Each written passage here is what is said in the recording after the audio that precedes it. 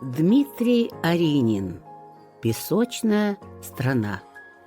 Давным-давно жили брат с сестрой Костя и Арина. Обыкновенные дети, которые вполне могли бы играть с вами в одном дворе. Окна их спальни выходили на соседний двор, и частенько Костя и Арина с грустью смотрели на играющих в песочнице детей. Ведь в их дворе были только качели и карусели, металлические, скрипучие, изученные детьми уже вдоль и поперек. А в соседний двор им не разрешала ходить мама. Каждый день брат с сестрой просились поиграть в песочнице, но каждый раз слышали в ответ строгое «нет». В соседнем дворе вас никто не знает, и никто не будет за вами следить, а здесь вы под присмотром. «Ну, мы хотим играть в песочнице.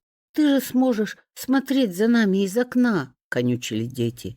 «И я не могу целый день стоять у окна», — отрезала мама. На этом разговор был окончен, и дети, прихватив игрушки, брели на опостылевшую детскую площадку. От остальной части двора она была отделена аккуратно постриженной зеленой изгородью. Лишь в одном месте кустарник расступался, освобождая проход на площадку.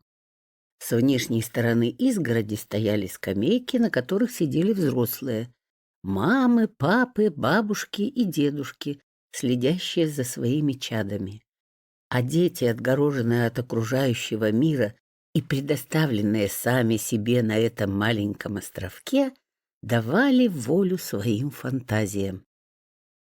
Это место было их волшебной страной, где каждая девочка могла стать принцессой, а каждый мальчик — принцем. Среди горок и качелей росли кусты, выстриженные в форме слона, черепахи и спящей кошки. Эти молчаливые звери неизменно были героями всевозможных историй, которые разворачивались в детском воображении. А за домом, в соседнем дворе, находилась песочная страна, которая так манила Костю и Арину. Каждый день они видели, как туда сбегаются ребятишки, несут в руках ведерки и лопатки, формы для куличиков, и как потом расходятся по домам, отряхивая песок со штанишек и платьиц. Вернувшись домой, брат с сестрой снова припадали к окну, из которого была видна запретная, недоступная, манящая песочная страна. В один из дней Костя и Арина, как обычно, проснулись, умылись, почистили зубы и уселись завтракать, чтобы потом снова отправиться в свою волшебную страну.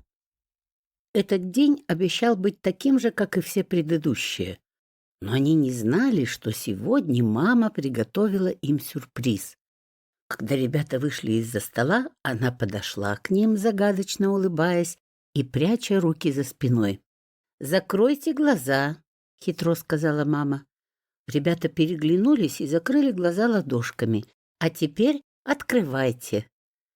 Когда дети открыли глаза, то увидели перед собой набор для игр в песочнице, упакованный в прозрачную сумочку. Новенький и такой красивый. Яркие пластиковые формочки в виде животных, маленькие грабельки, сито, машинки и, самые главные игрушки для песочницы — ведерки и лопатки. Арина и Костя так обрадовались, что стали прыгать по квартире, обнимать и благодарить маму. Выйдя из подъезда, они все вместе прямиком направились в песочную страну. Все дети, игравшие во дворе, с завистью посмотрели на Костю и Арину, а они, держа маму за руку и гордо шагая с новыми игрушками в руках, обернулись и показали им язык. Мама, Арина и Костя весь день провели в песочной стране. Они строили домики, гаражи для машин, лепили куличики и возводили песочные замки. Мама смотрела на своих детей и не могла нарадоваться, видя, как улыбки сияли на их лицах, а глаза блестели от радости. Что может быть важнее для материнского сердца? Вечером счастливая семья вернулась домой.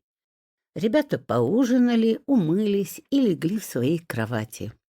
Мама зашла пожелать им спокойной ночи и еще раз напомнила, чтобы Костя и Арина никогда не ходили играть в песочницу одни. «Мам, а почему? Ведь там так хорошо!» — зевая спросил Костя. И мама рассказала одну историю. Давным-давно в нашем дворе жили мальчик с девочкой.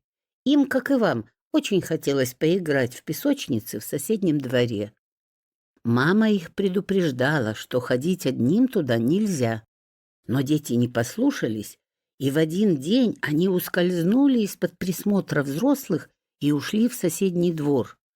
Они играли в песочнице весь день, пока солнце не зашло за горизонт, а на небе не появилась полная луна. С тех пор их никто не видел. Родители вместе с соседями несколько дней обходили все дворы в городе, но детей так и не удалось найти. Говорят, что дети откопали в песочнице странные часы, и песочное дитя унесло их к себе спать навсегда. Поэтому, дети, никогда не ходите одни играть в песочницу. Никогда. Шли дни. Арина с Костей проводили время с соседскими ребятами в своем дворе.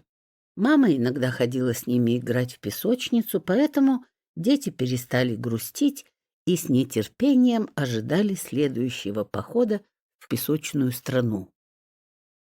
В тот день стояла ясная безветренная погода.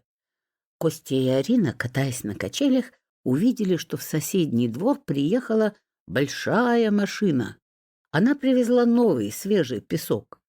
Когда машина уехала, а возле песочницы не было никого, Костя предложил сестре быстро сходить в соседний двор и немножко поиграть в свежем песке.